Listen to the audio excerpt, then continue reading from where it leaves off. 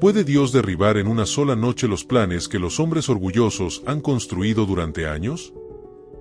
¿Qué ocurre cuando alguien cava una fosa para otros y termina cayendo en ella por su propia maldad?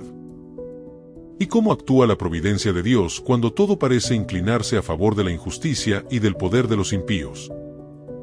Reciban un cordial saludo de confianza y esperanza, amados compañeros de la Biblia hablada del plan de lectura bíblica asistida 365. En nuestro encuentro anterior vimos cómo una grave amenaza se levantó contra el pueblo judío dentro del imperio persa. El orgullo y el odio de Amán dieron origen a un decreto destinado a exterminar a toda la nación. También contemplamos el momento decisivo en que Esther comprendió que Dios la había colocado en el palacio para una hora como aquella. Hoy veremos cómo la providencia divina comienza a manifestarse de manera extraordinaria, aunque todavía sin milagros visibles ni intervenciones sobrenaturales evidentes. La lectura de hoy corresponde a Esther capítulos 5 al 7. Seremos testigos de la valentía de Esther al presentarse ante el rey, veremos cómo el orgullo de Amán alcanza su punto más alto y contemplaremos el sorprendente giro de acontecimientos mediante el cual Dios comenzará a rescatar a su pueblo de una amenaza aparentemente inevitable. Recordemos una vez más el contexto histórico. Nos encontramos bajo el dominio del Imperio Persa, la potencia mundial de la época. Los judíos continúan dispersos entre las provincias del imperio, y el decreto promovido por Amán amenaza con destruirlos completamente. Si aquel plan prosperara, la nación a través de la cual Dios había prometido traer al Mesías sufriría un golpe devastador. Sin embargo, detrás de los acontecimientos visibles, el Señor continúa guiando la historia conforme a sus propósitos eternos. El capítulo 5 nos llevará al momento en que Esther decide acercarse al rey aún poniendo en riesgo su propia vida. Lo que parecía imposible comenzará a abrirse paso mediante la valentía, la prudencia y la sabiduría.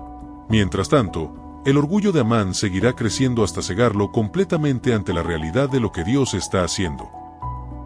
El capítulo 6 nos mostrará una de las noches más importantes de todo el libro. Un acontecimiento aparentemente insignificante alterará el curso de la historia.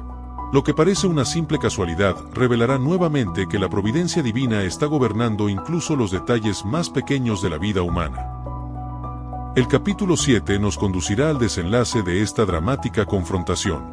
Las máscaras caerán, las verdaderas intenciones quedarán expuestas y el juicio alcanzará a quien había planeado la destrucción de otros. Descubriremos que Dios no ha olvidado a su pueblo ni ha permanecido indiferente ante la injusticia. Queridos compañeros de la Biblia hablada, dispongamos ahora nuestro corazón para escuchar atentamente la palabra del Señor.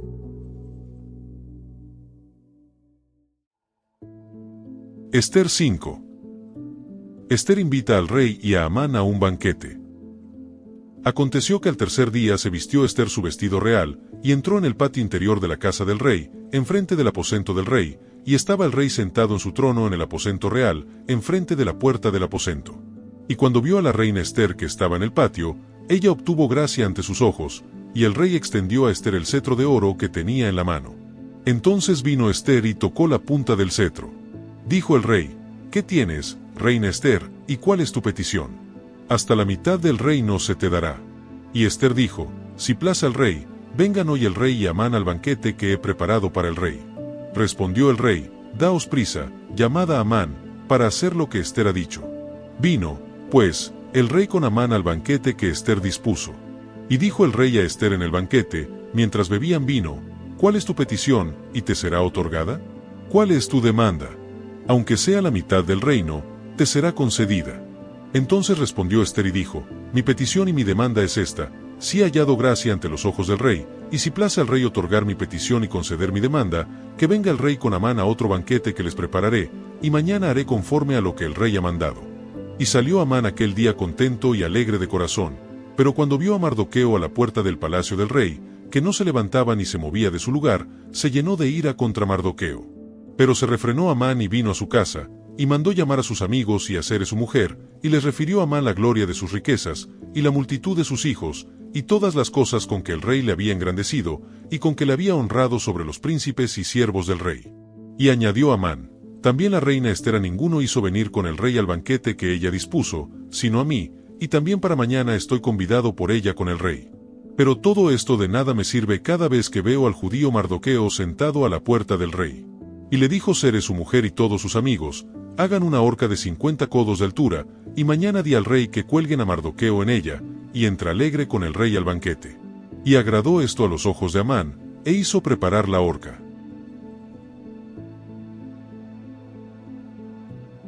Ester 6. Amán se ve obligado a honrar a Mardoqueo.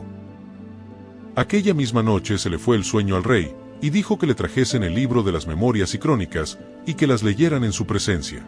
Entonces hallaron escrito que Mardoqueo había denunciado el complot de Bigtán y de Teres, 2 eunucos del rey, de la guardia de la puerta, que habían procurado poner mano en el rey Asuero. Y dijo el rey, ¿qué honra o qué distinción se hizo a Mardoqueo por esto? Y respondieron los servidores del rey, sus oficiales, nada se ha hecho con él. Entonces dijo el rey, ¿quién está en el patio? Y Amán había venido al patio exterior de la casa real, para hablarle al rey para que hiciese colgar a Mardoqueo en la horca que le tenía preparada. Y los servidores del rey le respondieron, he aquí Amán está en el patio. Y el rey dijo, que entre. Entró, pues, Amán, y el rey le dijo, ¿qué se hará al hombre cuya honra desea el rey? Y dijo Amán en su corazón, ¿a quién deseará el rey honrar más que a mí? Y respondió Amán al rey, para el varón cuya honra desea el rey, traigan el vestido real de que el rey se viste, y el caballo en que el rey cabalga, y la corona real que está puesta en su cabeza, y den el vestido y el caballo en mano de alguno de los príncipes más nobles del rey, y vistan a aquel varón cuya honra desea el rey, y llévenlo en el caballo por la plaza de la ciudad, y pregonen delante de él, así se hará al varón cuya honra desea el rey. Entonces el rey dijo a Amán, date prisa, toma el vestido y el caballo, como tú has dicho, y hazlo así con el judío Mardoqueo, que se sienta a la puerta real, no omitas nada de todo lo que has dicho. Y Amán tomó el vestido y el caballo, y vistió a Mardoqueo, y lo condujo a caballo por la plaza de la ciudad, e hizo pregonar delante de él, así se hará al varón cuya honra desea el rey. Después de esto Mardoqueo volvió a la puerta real, y Amán se dio prisa para irse a su casa, apesadumbrado y cubierta su cabeza. Contó luego Amán a Zeres su mujer y a todos sus amigos, todo lo que le había acontecido. Entonces le dijeron sus sabios, y Zeres su mujer, si de la descendencia de los judíos es ese Mardoqueo delante de quien has comenzado a caer, no lo vencerás, sino que caerás por cierto delante de él. Aún estaban ellos hablando con él, cuando los eunucos del rey llegaron apresurados, para llevar a Amán al banquete que Ester había dispuesto. Ester 7. Amán es ahorcado. Fue, pues, el rey con Amán al banquete de la reina Ester. Y en el segundo día, mientras bebían vino, dijo el rey a Ester, ¿cuál es tu petición, reina Ester, y te será concedida? ¿Cuál es tu demanda? Aunque sea la mitad del reino, te será otorgada. Entonces la reina Ester respondió y dijo, oh rey, si he hallado gracia en tus ojos, y si al rey place, séame dada mi vida por mi petición, y mi pueblo por mi demanda. Porque hemos sido vendidos, yo y mi pueblo, para ser destruidos, para ser muertos y exterminados. Si para siervos y siervas fuéramos vendidos, me callaría, pero nuestra muerte sería para el rey un daño irreparable. Respondió el rey Asuero, y dijo a la reina Ester, ¿quién es, y dónde está, el que ha ensoberbecido su corazón para hacer esto? Ester dijo, el enemigo y adversario es este malvado Amán. Entonces se turbó Amán delante del rey y de la reina. Luego el rey se levantó del banquete, encendido en ira, y se fue al huerto del palacio, y se quedó Amán para suplicarle a la reina Ester por su vida, porque vio que estaba resuelto para él el mal de parte del rey. Después el rey volvió del huerto del palacio al aposento del banquete, y Amán había caído sobre el lecho en que estaba Ester. Entonces dijo el rey, ¿querrás también violar a la reina en mi propia casa? Al proferir el rey esta palabra, le cubrieron el rostro a Amán. Y dijo Arbona, uno de los eunucos que servían al rey, he aquí en casa de Amán la horca de 50 codos de altura que hizo Amán para Mardoqueo, el cual había hablado bien por el rey. Entonces el rey dijo, colgadlo en ella. Así colgaron a Amán en la horca que él había hecho preparar para Mardoqueo, y se apaciguó la ira del rey.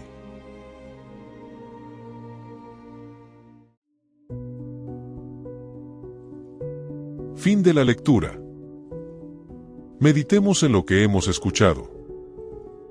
Lo que Ester nos revela hoy constituye una poderosa demostración de la soberanía de Dios sobre los acontecimientos humanos. Mientras los hombres elaboran sus planes, el Señor continúa dirigiendo la historia hacia el cumplimiento de sus propósitos. Y muchas veces lo hace mediante circunstancias que parecen completamente ordinarias. En el capítulo 5 contemplamos la valentía de Esther. Después de días de ayuno y preparación, decide presentarse ante el rey sabiendo que su vida está en juego. Su fe no consiste en una ausencia de temor, sino en la decisión de obedecer aun cuando el temor está presente. Esther comprende que hay momentos en los que la fidelidad a Dios exige actuar con valor, aun cuando no podemos prever el resultado final.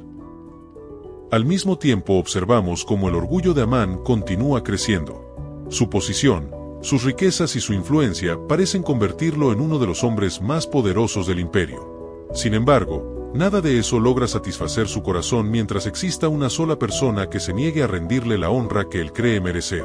El pecado del orgullo posee precisamente esa característica: nunca se conforma. Cuanto más recibe, más exige.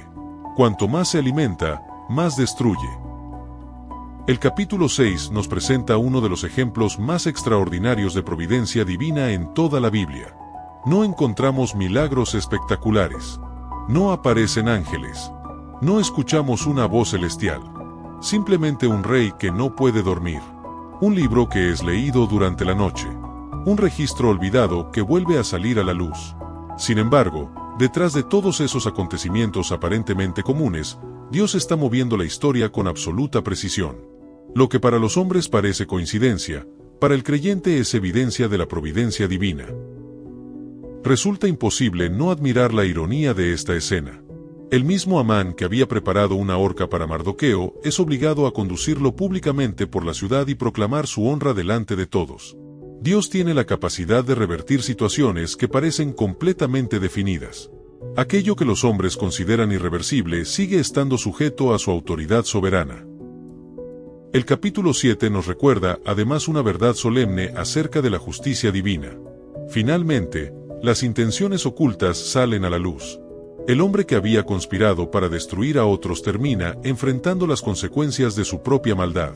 La horca preparada para Mardoqueo se convierte en el instrumento de su propia caída.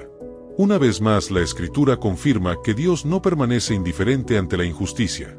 Puede parecer que los impíos prosperan por un tiempo, pero el Señor sigue siendo el juez supremo de toda la tierra. Estos acontecimientos también nos dirigen hacia Jesucristo. Mardoqueo, condenado injustamente por el odio de un enemigo poderoso, termina siendo exaltado públicamente. Aunque la comparación no es perfecta, anticipa un principio que alcanza su máxima expresión en Cristo. Nuestro Señor fue rechazado, humillado y llevado a la cruz, pero posteriormente fue exaltado por el Padre y recibió el nombre que es sobre todo nombre.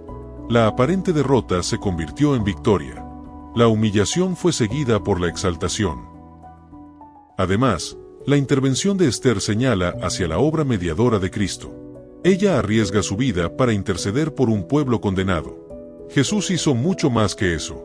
Él no solamente arriesgó su vida, la entregó voluntariamente para salvar a pecadores que no podían salvarse a sí mismos. Esther compareció ante un rey terrenal buscando favor para su pueblo. Cristo compareció ante la justicia divina cargando nuestros pecados para concedernos reconciliación eterna con Dios. Por eso, estos capítulos nos enseñan a confiar en la providencia del Señor aun cuando no comprendamos plenamente lo que está ocurriendo. El Dios que gobernó una noche de insomnio en el palacio persa sigue gobernando cada detalle de nuestras vidas. Ningún acontecimiento es demasiado pequeño para escapar de su control. Ninguna circunstancia es demasiado compleja para frustrar sus planes. Y ninguna amenaza es demasiado grande para impedir el cumplimiento de sus promesas. Como escribió el comentarista Matthew Henry, los acontecimientos más pequeños están bajo la dirección de la providencia de Dios y sirven al cumplimiento de sus grandes propósitos. Llevemos estas verdades a nuestro caminar. Estoy confiando en que Dios sigue obrando aun cuando no puedo ver claramente su mano en las circunstancias de mi vida. ¿Existe alguna área donde el orgullo esté buscando ocupar el lugar que solo corresponde al Señor? Recuerdo que la justicia de Dios puede parecer tardía desde nuestra perspectiva, pero jamás deja de cumplirse. Gracias por acompañarnos en una nueva jornada de la Biblia hablada del Plan de Lectura Bíblica Asistida 365. Les habló su servidor, el pastor Larry García. Que el Señor fortalezca tu confianza en su providencia, afirme tu fe en su justicia y te conceda descansar en la certeza de que Él continúa gobernando todas las cosas para su gloria y para el bien de su pueblo.